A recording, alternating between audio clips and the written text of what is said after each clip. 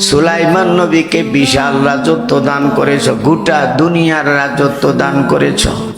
ওয়া সাখারতাল জিন্না ওয়াল ইনসা wash শায়াতিনা war রিয়াহা, Sulaiman নবীর অধীনে করে দিয়েছ মানুষ, জিন, শয়তান, এমনকি বাতাস, এমনকি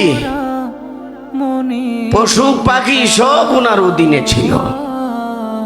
এবং ওয়াতাইতা মুলকা লা ইয়ামবাগি লিআহাদিন বাদাহ, এমন রাজত্ব তাকে দান করেছ, তারপরে আর কারো জন্য এমন রাজত্ব তুমি দান করবা না।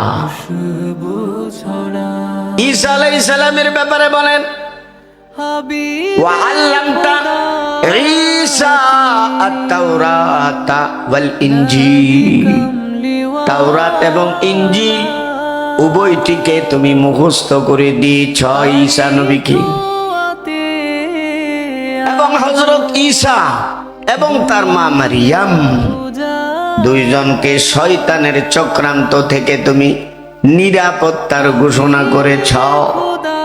এইভাবে বলতেছে, বলা শেষ।